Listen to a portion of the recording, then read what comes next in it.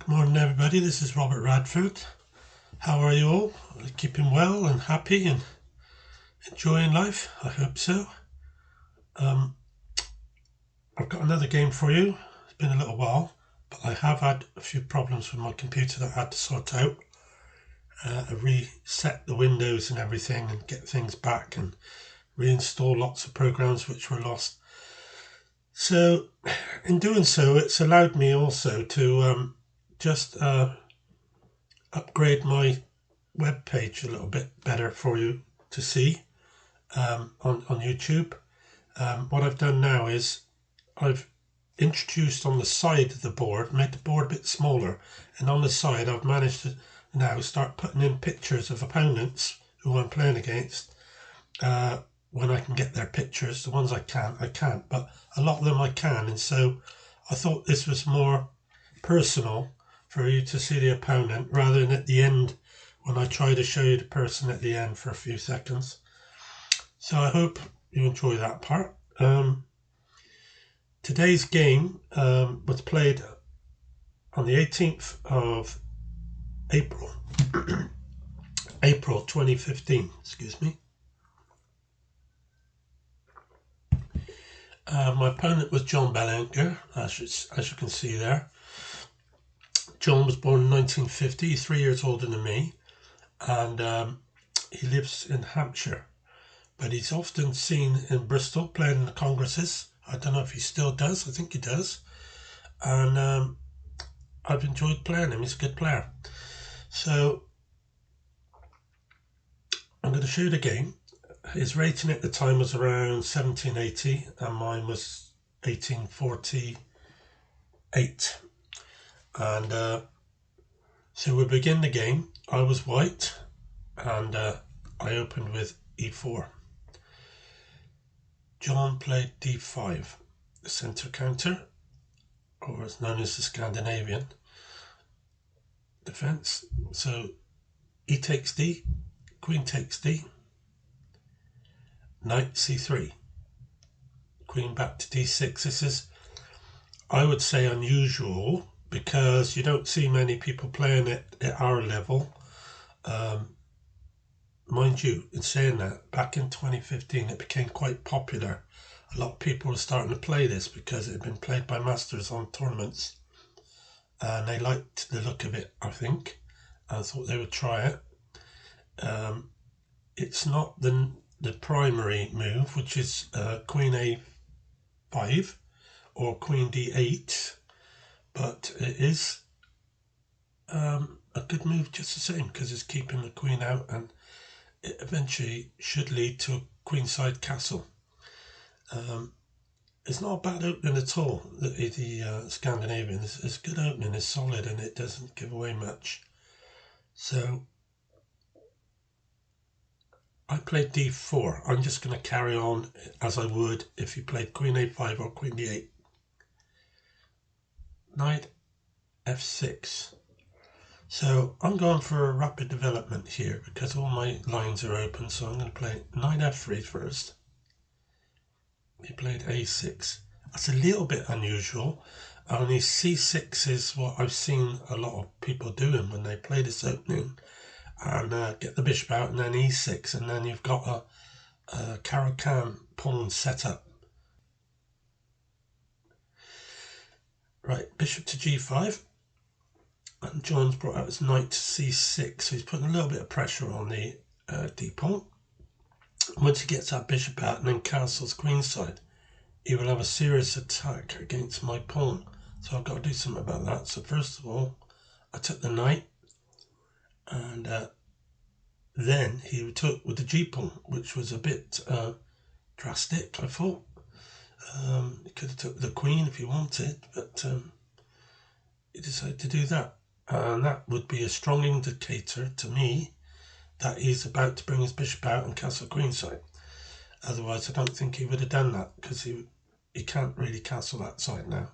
But he's now, if you notice, got 3 pawn islands. On A, B and C, that's 1. E and F, that's 3. That's 2. That's the second island. 3 pawns. And then H, that's that's the third island, whereas I've got two. So that's a little bit of an advantage for me if we get to an endgame. So what I did was push the pawn on, make him move this knight, so that takes away one of the attackers against that pawn. So he's gone knight into e5. Well, I played knight into d4. I like this move. It prevents the bishop from coming out to f5. And if he does play bishop g4, I've got two ways to answer it, but either f3 or bishop e2, which would continue to develop my pieces, which I like. And then if he went bishop takes bishop, queen takes bishop, and he castled, I can castle as well. So then we would have a good game. So yes, he's played bishop g4, bishop e2, bishop takes e2, queen takes e2, castles, there we go.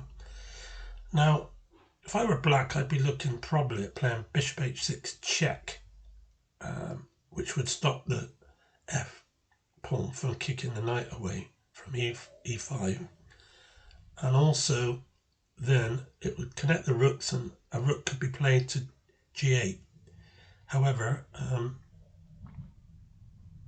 he didn't play that. He played rook g8 first of all, hitting the g pawn. So I consider this a positional error rather than a mistake. I think he should have gone bishop out first, checking me, and then played the rook there to stop that pawn. So I played f4. So now I've kicked the knight away, whereas I wouldn't have been able to do that had he played bishop h6. So he's gone back to g6. Now he had a choice of going to d7 or even to g4, and I think either was probably a better choice than going to g6, because he's just shut his rook in now. That he just moved that rook onto that g file, and now he's shut it in, and I can cement that f pawn with g3 with g3, and that should end that side of the board's activity for now. But now he's pushed with the e pawn. He's gone to e5. I'm not going to go pawn takes pawn because we'll be back to where I said. So what I did was I went ep en passant there as he passed my pawn. So he's going to go probably pawn takes, but then I would do well there because I could take that pawn should he take it. So instead, John went in for a sacrifice here with knight takes f4, hitting my queen. Is this good? Well, at the time, I considered the fact that we're equal on pawns. If I take the knight and he goes queen takes pawn on f4 check, I can go king b1, but then he would have rook takes knight on d4. And so he's got his piece back. Rather, I should have played pawn takes knight, then followed by queen after pawn takes knight, queen takes pawn check. I should have played pawn takes knight, queen takes pawn check, queen to d2, rook takes queen. I can't take the rook, but I can take the queen, and then he goes rook takes queen, pawn takes on f7, rook g7, rook e1, and I'm threatening mate on the back rank. So he's got to play really either. No, I'm also threatening to get a queen on. I will almost certainly get a queen at some point, so I can take that a bishop after check. So he's got to really play bishop to d6. Then rook takes bishop, pawn takes rook, and I queen on the f8 check, and wins the rook on g7. But I think it's probably going to be mate. Yeah. So there we are. I didn't do it though, did I? Like a nana, I just didn't do it. I thought he was going to be a better if I'd played pawn takes knight. I should have looked at it more thoroughly. So what I did was I'd reached a point where I've always said to people watching, when you have a one game, you still got to go and win it. Well, at this point, I have a one game, and I should have gone and won it. How easy it is to not win a one game if you make a wrong decision. But sometimes you get a second chance. So anyway, I had a little plan instead. I'd planning to play queen to e4, and then when he plays knight takes pawn, I can play knight takes knight, attacking the queen. He takes the knight with the queen, and then I play rook takes rook, king takes rook, and I can take the b7 pawn, and I've got a really strong attack. So this is what I went in for. Queen to e4, knight takes pawn, knight takes knight, queen takes knight, rook takes rook, check, king takes rook, and queen takes b7. So we're level, but his king is much more exposed than mine, really, because even if you check me on e3, I can just go king to b1, and he's under a lot of attack. So what happened here was he played rook g5. I must admit, I was expecting bishop d6, but he's worried about the check on a back rank might win the rook, I think. So he's brought his rook up to g5, which is not a bad move, really. He can use that to start attacking with now. But I had time to play rook d1 check.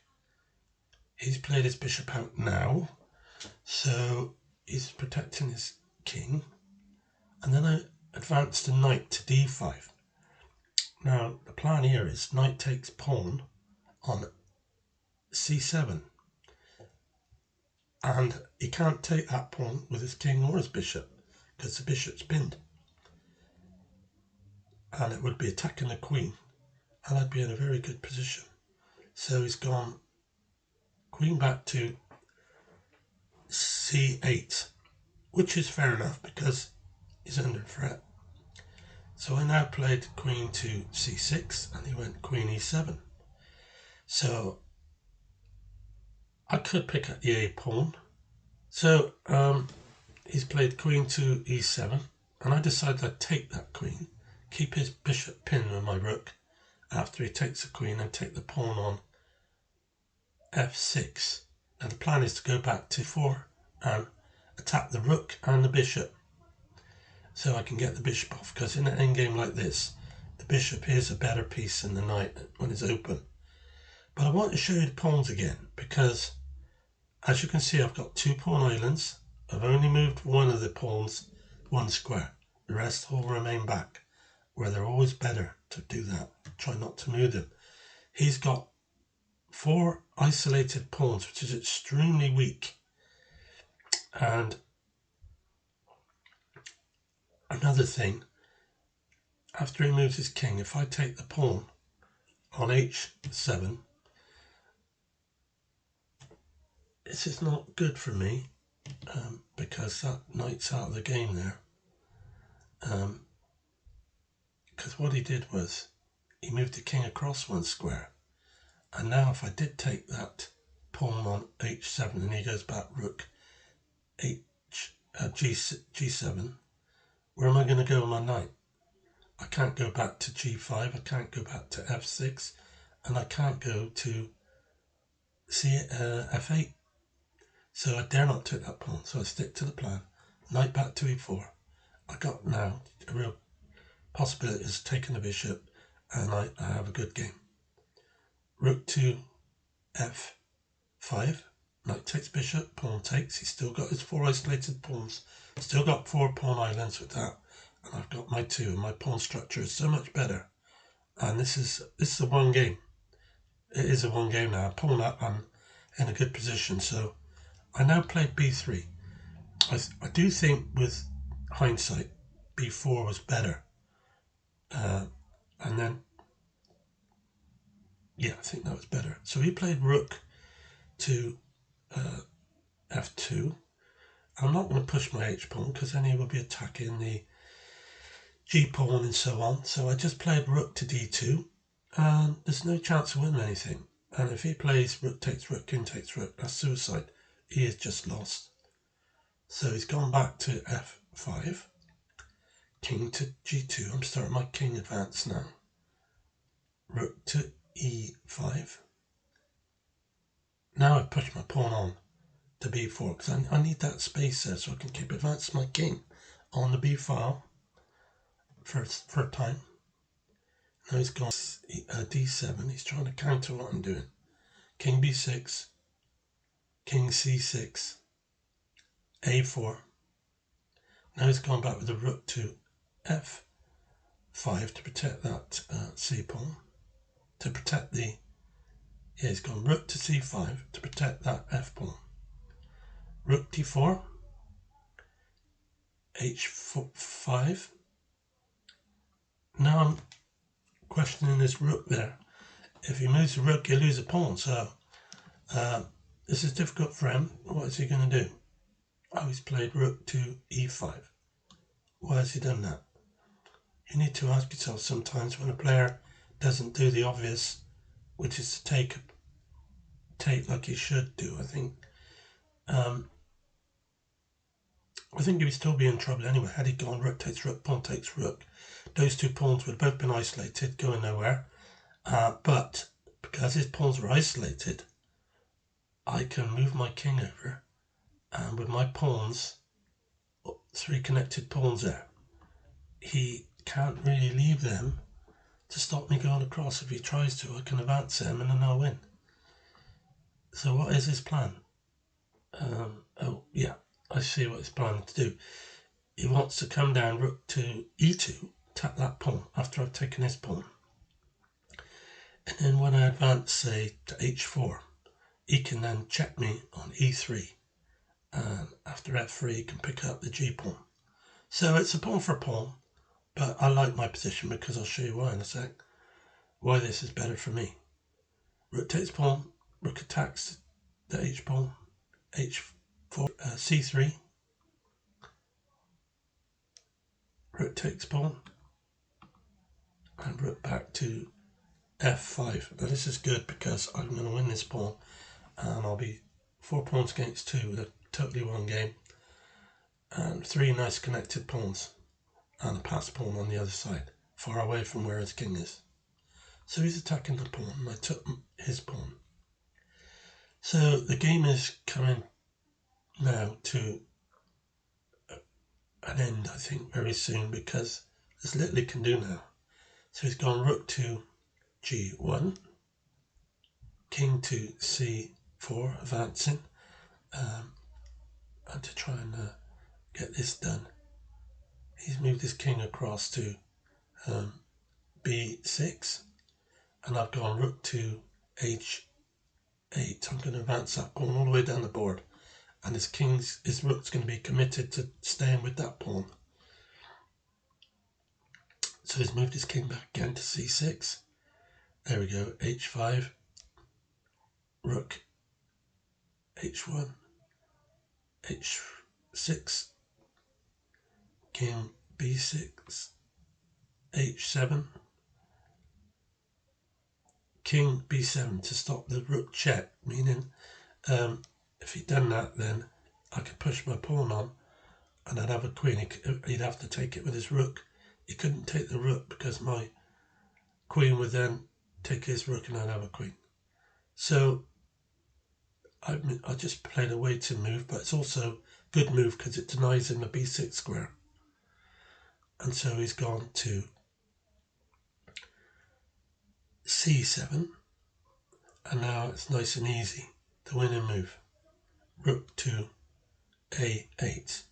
It's over because he can't go rook takes pawn because a rook check on a7 would win the rook after he moves the king. And if he doesn't do that, I can just push the pawn on and then he's got to give up the rook for the pawn. So here John resigned in what was a strange game after the knight takes pawn. Well, I should have took it, but I did get a second chance to win a 1 game and I did win it. So I managed to maintain what I'd been preaching to others for so long. When you have a one game, you have to win it. And eventually I did with a second chance. So thanks for watching. I hope you enjoyed this game. Maybe a little bit of instruction in the end game. And I hope you enjoyed it anyway. So I'll see you very soon, everyone. Take care. And until next time, this is Robert saying goodbye.